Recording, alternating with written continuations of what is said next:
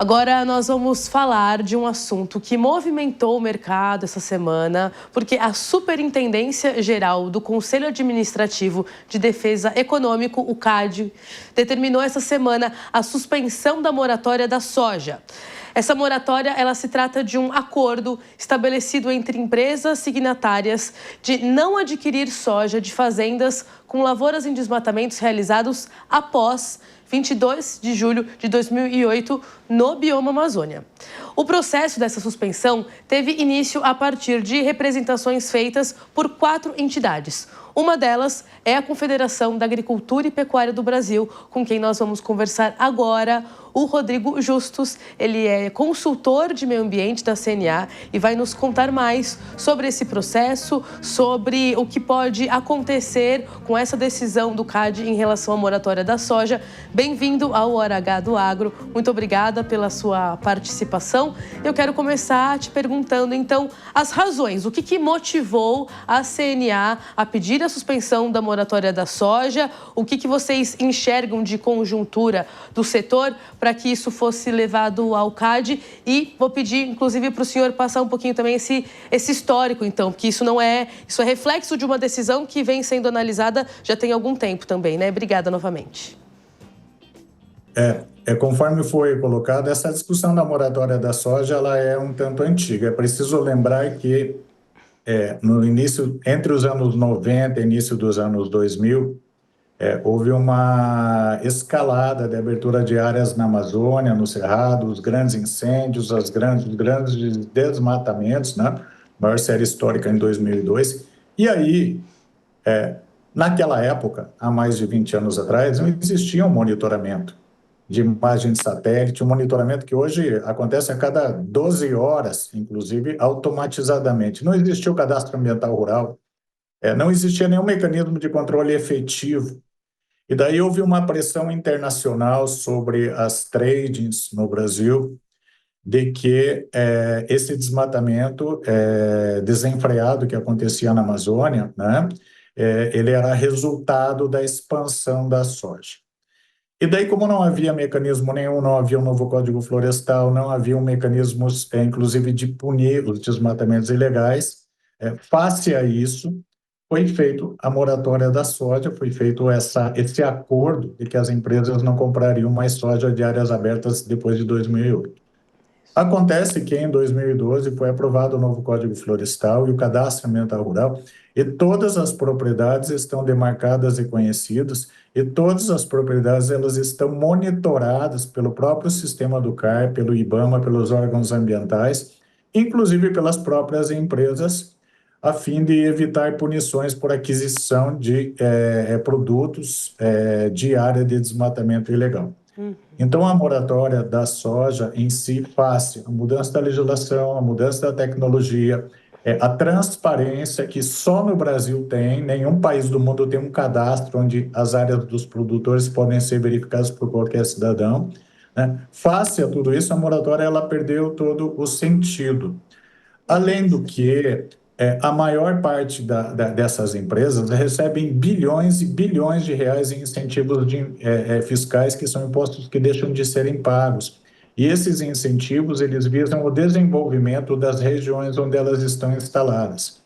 Então, não há precedente histórico em nenhum país do mundo que uma empresa deixa de comprar produtos de um produtor que está dentro da lei. Essas são as razões pela qual iniciaram-se esses processos administrativos no CAD, né, visando suspender esse tipo de conduta, tendo em vista haver uma concorrência aí e um oligopólio que, para agradar organizações não governamentais estrangeiras e tal, ele deixa de comprar produtos de pessoas que estão dentro da lei. Nós não estamos defendendo que a Amazônia deva ser transformada em soja, nada disso. São 80% de reserva legal, né? Ou seja, numa propriedade apenas 20% pode ser aberto. E lembrando que a moratória hoje ela é completamente da forma como foi delineada, ela é totalmente desnecessária, até porque, você sabe, existem outros acordos internacionais, existe a lei europeia anti-desmatamento também, né? Aquela lei, que fala que não se adquirirá mais produto de área desmatada depois, né, do ano de 2020, né, no Brasil, seja de Cerrado, seja de Amazônia. Então, na verdade, não existe nenhum risco de dizer que novas áreas serão desmatadas para a produção de soja agora. Então, essa discussão, a CNEA pediu uma liminar, né, que é uma cautelar dentro desse processo, que não foi ela propriamente que iniciou, né? E agora segue-se. Diga-se também Rodrigo, que... deixa eu só voltar um ponto de esclarecimento aqui, um passinho antes, né? É interessante isso que você coloca, porque estamos falando de que a moratória surgiu, então, em 2008 e exatamente proibia esse desmatamento no bioma amazônico depois, então, de 22 de julho de 2008. Aí passam-se os anos, vem em 2012, então, o Código Florestal. Então, o que vocês estão falando é isso. Vem, então, uma legislação brasileira mais robusta do que a própria moratória em si e coloca, então, essas obrigações também... porque é importante a gente entender a marcação de tempo, né? Porque o Código Florestal, sim, ele também está falando, ele também se refere a áreas que depois de determinada data ali não podem mais ser desmatadas. Então, a compreensão da CNA, só para a gente resumir o raciocínio, é essa, de que vem o Código Florestal vem depois da moratória da soja e vocês entendem que, então, essas tradings, elas têm que levar em consideração o Código Florestal e não uma moratória à parte, é isso? Sim, tem que considerar a legislação que existe. Tanto é que se alguém tem uma área e abriu mais de 20%, ele tem que recuperar essa área. Nós não estamos dizendo que as empresas têm que comprar produto dessas pessoas que desrespeitaram a lei. Pelo contrário, nós entendemos que quem respeita a lei tem que ser prestigiado, embora, como eu já disse, existe essa outra discussão, né, que não está aqui hoje na nossa conversa, que é a discussão da lei europeia anti-desmatamento, que nós entendemos também que é uma barreira comercial não tarifária, mas essa é uma outra discussão e que ela se encontra aí em andamento nesse momento. Mas eu vou momento. aproveitar o seu gancho. Vocês entendem que, de alguma forma, tanto a UDR, então, quanto a moratória da soja são mecanismos para complicar os negócios, de uma forma bem explícita? Na verdade, vamos lá, o mérito da moratória da soja, na verdade, naquele tempo, foi proteger, inclusive, as próprias empresas. Por quê? Porque havia ameaça de que os produtos dela não fossem aceitos pela dificuldade de separar o que era legal e o que era ilegal, certo? Né?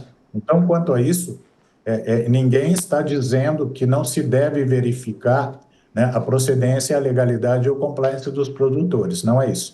A questão é que a moratória ela ultrapassa o limite que a lei determina, né, o limite máximo de uso, e ela cria um marco temporal. A UDR também é a mesma situação, mas acontece o seguinte: a UDR é uma norma aprovada lá pela União Europeia e pelos países, então é um outro tipo de discussão. A moratória é um grupo de empresas, né, que montaram um cartel, que assinaram esses acordos, que à época tinham uma razão de ser, a partir dos mecanismos de monitoramento existentes. Não faz mais sentido eu pegar um cidadão que está cumprindo a lei e deixar de comprar dele numa região onde muitas vezes só existe a empresa A ou a empresa B, sabendo que essa empresa deixa de pagar impostos, recebe incentivos fiscais, tudo isso em prol de desenvolver aquela região. E lembrando o seguinte também, aqui, deixando claro, a soja, o milho, as culturas agrícolas em geral, elas têm uma interdependência de uma rotação de cultura, que eu não posso plantar só milho em cima de milho, só soja em cima de soja, ou seja, existe um ciclo. Não quer dizer que vai haver um avanço de plantio de soja para dentro da floresta, até por causa da UDR, ou seja, quem já estava plantando, continuará plantando. Aqueles pós-2008 até 2020 que não estavam cultivando soja e que, mantida essa decisão, veja que essa discussão do CAD, né, ela é uma cautelar dentro de um processo onde foi instaurado, né, uma discussão, né? Sim. Então, ela não é definitiva, ela está sujeita a acordos, a elaboração, inclusive, de alguma tratativa diferente e tal. Essa era a minha próxima pergunta, assim. Vocês estão com a expectativa de que, de alguma forma, haja uma suspensão definitiva da moratória? É isso que a CNA quer do CAD, que a moratória deixe de existir de fato? Ou, de alguma forma, vocês enxergam que existe um meio do caminho, porque também existe um movimento ali, claro, muito mais de ambientalistas, mas as próprias empresas. A gente está falando, inclusive, ali dessas que entra nessa investigação do CAD também, a própria a Biov, também a ANEC, né, de exportação de cereais. Então, vocês entendem que é preciso acabar com a moratória e essa é a expectativa da CNA? Ou existe algum meio termo, vocês estão dispostos a conversar para que a moratória, não sei, continue existindo, mas se atualize como o Código Florestal? Vocês pensam em concessões assim também nesse diálogo? O que acontece de fato, acho que você também acompanha isso, que essa discussão de alterar os termos da moratória, ela já vinha acontecendo, certo? Exato. Entre as próprias empresas, a Frente Parlamentar da Agricultura, isso foi levado ao Congresso Nacional, né, em audiências, esse assunto ele Já vem tem fervendo, anos né? que o Ele sojicultor, de vem, alguma forma, quer sim. derrubar a moratória também, né? Sim, esse é um processo que, do lado do agricultor, incomoda, e, de outro lado, também as empresas, certo? E já vinha havendo um aceno das próprias empresas para puxar esse marco temporal para a época da UDR, né? Porque, veja, é uma restrição de importadores da Europa, né, como um todo, e que pega qualquer empresa, independente qual é a empresa. Então, esse mecanismo de rastreio instituído, ou seja, há uma sobrecarga em cima das próprias empresas, né? Então, esse movimento por uma flexibilização, essas discussões elas já vinham acontecendo. Esse fato da decisão e da cautelar do CAD, ele é mais um momento, né, nessa discussão. Então, eu acredito, né, que vai se chegar a um caminho de uma solução para isso, né, porque isso já vinha caminhando nesse sentido, né? O inquérito administrativo no CAD, ele é mais um capítulo nessa novela, certo? Mas é isso, a expectativa da CNA, de alguma forma, é que a moratória deixe de existir. Sim, porque a gente não pode, até uma forma um pouco, eu estou assim segregando o conjunto de produtor que adquiriu uma área, está lá licitamente, fazendo as coisas dentro da lei, né? E que daí ele não pode ter atividade econômica plena na sua propriedade, né? Então, é preciso... nós temos visto aí direto na mídia, e você deve estar acompanhando, né, que isso vai prejudicar a imagem do Brasil, coisa e tal, né? Existe, né, um monte de gente está citando isso, né? Na verdade, o que precisa é um esclarecimento. Primeiro, a lei continua. Segundo, que aqueles que abrirem áreas na Amazônia a partir de agora, eles sabem que eles têm restrições do ponto de vista internacional para a venda dos seus produtos, que então essas pessoas estão cientes que não estarão abrindo uma área para fazer soja daqui para frente lá nesses lugares, certo? Né? Então, que se saiba, isso já é de conhecimento, que ninguém será pego de surpresa se adquirir uma propriedade hoje e quiser abrir uma área para plantar soja, porque não vai ter sérias dificuldades de colocar esses produtos Vender no esse mercado, produto. Aham, aham. certo? Entendeu? Então, é nesse ponto. Então, nós vemos que a coisa tende a chegar num freio de arrumação, vamos ver onde que ele vai terminar, né? E vocês, queria entender um pouco o que a CNA, então, tem monitorado de próximos passos. Porque agora a expectativa é que o CAD chegue num consenso, mas é isso, também não é uma novela que acaba da noite para o dia também, né? Do ponto de vista prático, o que você enxerga, Rodrigo? Ainda que venha uma decisão da moratória, também existe todo um rearranjo do mercado, né? É isso, não é da noite para o dia que as tradings também vão mudar o esquema de compra, enfim. O que vocês enxergam também de forma prática de próximos passos? Veja, mesmo que a moratória ela deixe de existir, os dispositivos legais que trazem punição àquele que adquirir ou comercializar produto oriundo de áreas de desmatamento ilegal, seja da agricultura ou da pecuária, qualquer produto agropecuário, essas normas, elas existem e continuarão existindo, certo? É o sistema legal brasileiro que está aí, aliás, o único no mundo, e está aí.